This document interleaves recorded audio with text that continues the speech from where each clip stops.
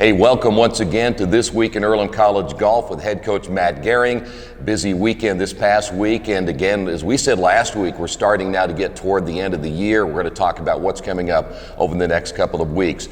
The Invitational this past weekend, and Coach, I know with the freshmen you have and everything, you're probably not totally happy with the way the team performed, but I'll let you talk about that yourself. And you had a chance to play at home in a very nice and very challenging golf course. Take us back to last weekend. Yeah, the first day the scores were a bit higher than I thought they were going to be as far as ourselves and the field.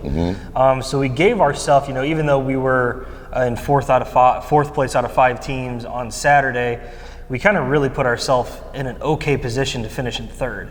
We were a little bit farther out on Saturday than we would like to out of first and second, but we were still able to put ourselves in a position to finish, in the middle of the field and be up on Saturday with the good teams. But it just, Graham, he fired a good round, 74, which, he loves our course, played well there in the fall. The other guys, they didn't have it.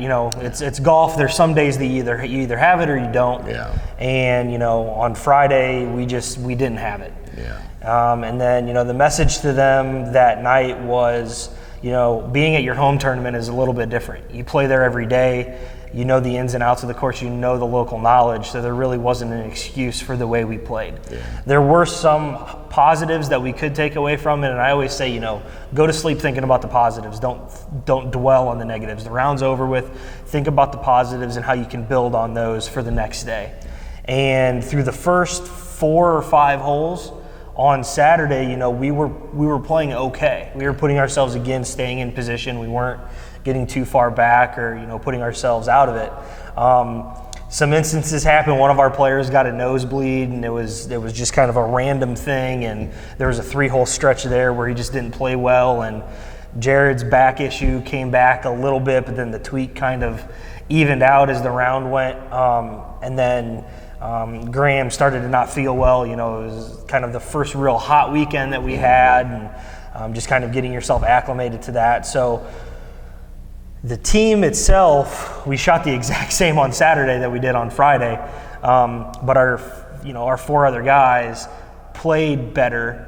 Graham struggled a little bit, but it's still, we shot the same exact score. It evened itself out, and we just didn't, again, it was another weekend we didn't get the job done, didn't go out there and put our best foot forward.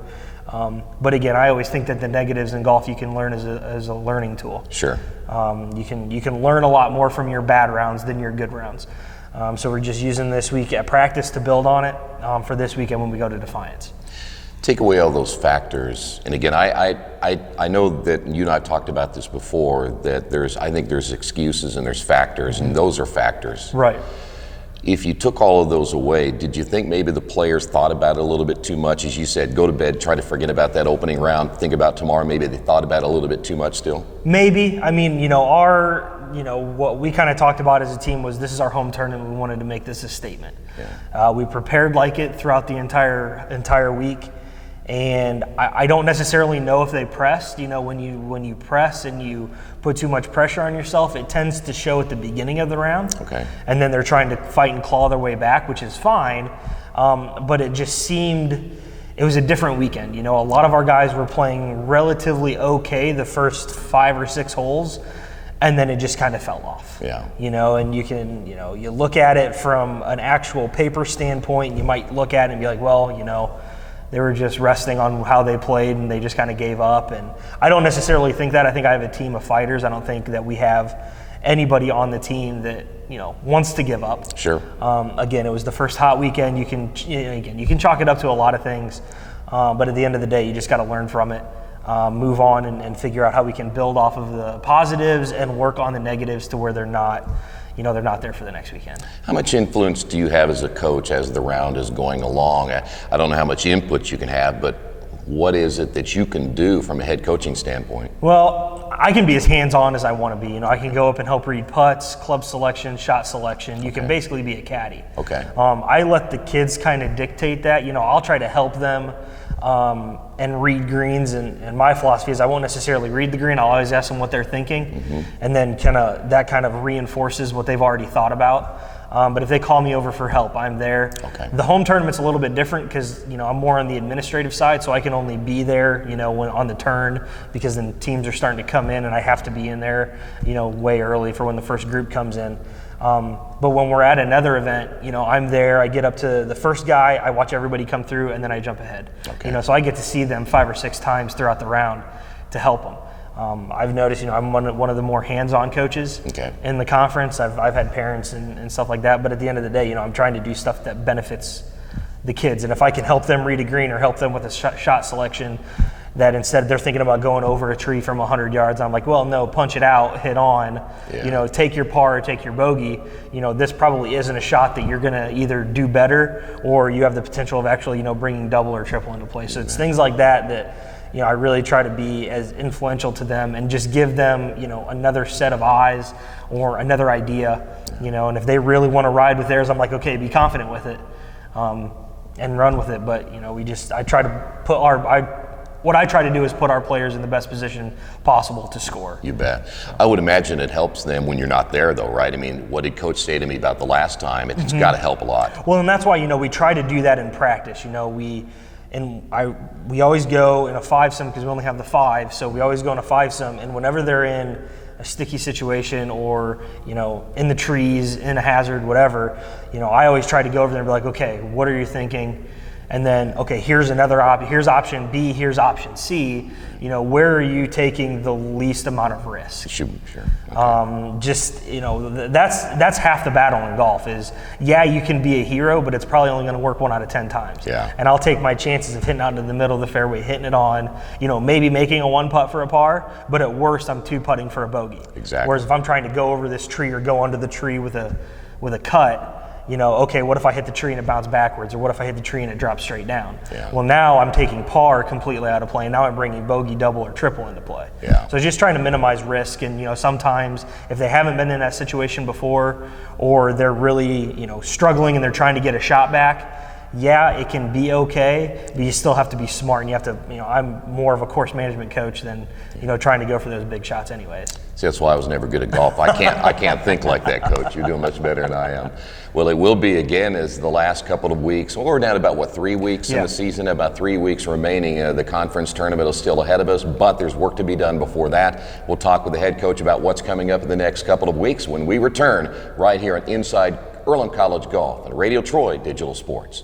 Best One Tire and Service has been committed to our partners since 1948. With more than 250 locations in 26 states, Best One puts over 1 million tires on the road every year. Superior tires, expert service, competitive prices. Best One Tire and Service, where the best costs less. Hi, I'm Roger Clark with Best One of Richmond. Because Best One is one of Bridgestone's largest retailers, we offer exclusive Bridgestone savings. Visit us in Richmond to save on Bridgestone tires today. We're down the backstretch. By the way, I think the weather said it was going to be around 50 on Saturday. Probably you go from really nice and warm to kind of cold. Yeah. Well, my threshold is, when it's early in the season, I'm like, okay, if it's 45 degrees, we're outside. Yeah. Where other teams, that are outside, they're normally inside, but I'm like, we're one of the only, other than maybe, tennis and baseball, but, we play in the elements in the spring.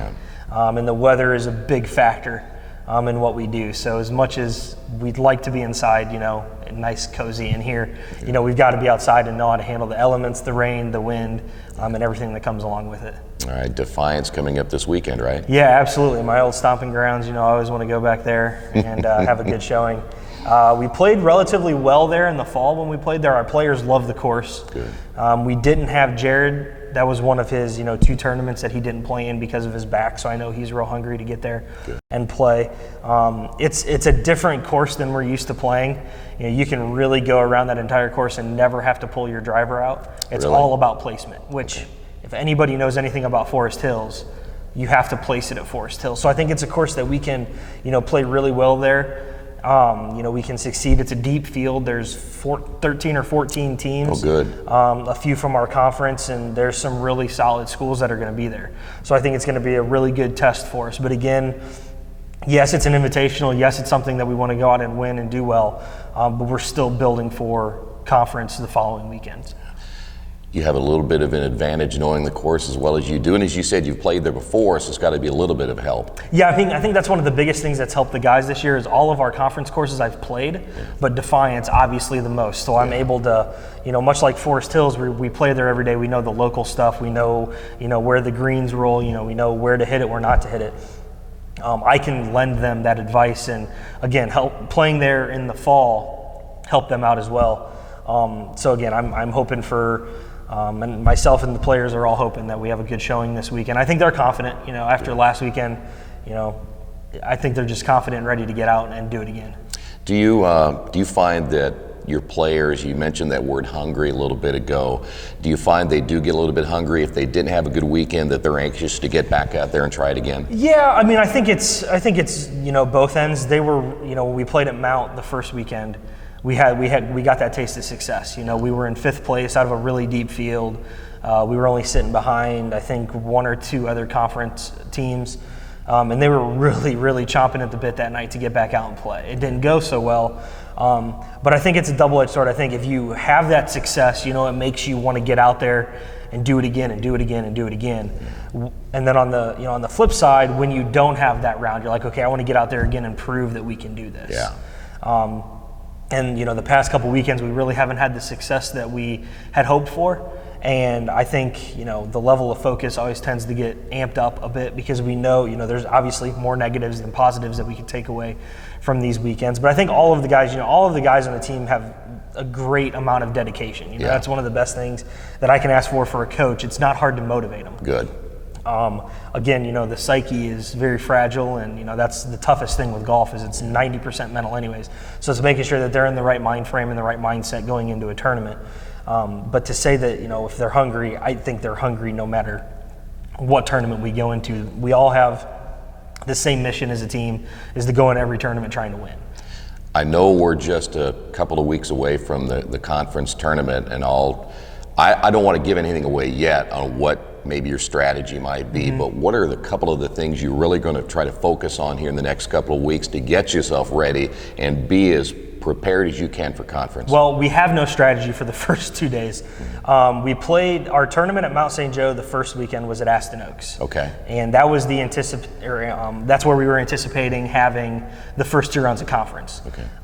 Some things came up, and now it's been moved to Miami Whitewater Golf Course, Okay. which I've never seen before, and our guys have never seen. Okay. Our girls, matter of fact, actually played there the weekend after we were at Mount St. Joe for the first time. So I'm going to kind of lean on them a bit to come in and help me, figure out, what's the course like, where can we miss? They've seen it. Okay. They've seen it twice, so I'm going to kind of lean on them a bit. But we really have, at this point, there's really no strategy, no game plan. At the core heart of it, golf is golf. Yeah. You got to go out and hit a shot straight in the middle of the fairway. The thing that they probably get sick of hearing me say is middle of the fairway, middle of the green, and 2-putt. Yeah. That's all it is.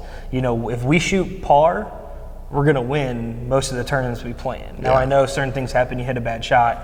It's not likely to, a team itself shoot all par, but that's what our goal has to be. You bet. Specifically at a course that we've never played at before. So I really think that, moving into next week, that's what we're going to do. We're going to preach on, no matter what, middle of the green or middle of the fairway, middle of the green, 2-putt, walk away with par. At worst, you're walking away with bogey. Maybe it doesn't sound as sexy as what we like it to sound. Huh? I know, and it's one of those things that it's one of the unknowns. Yeah. We've been really prepared going into every single event that we've had.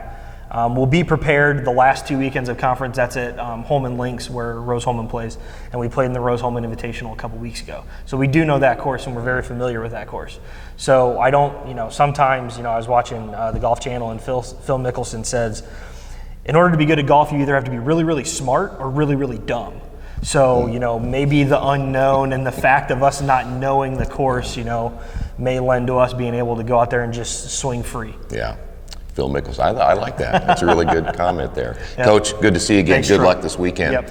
And I want to remind you, you can keep up with the Earlham golf team on GoEarlham.com throughout the rest of the season. And in fact, all season long, they'll have information there about Earlham golf. Hey, thanks for being with us as always. We'll see you next week right here on Inside Earlham College Golf on Radio Troy Digital Sports.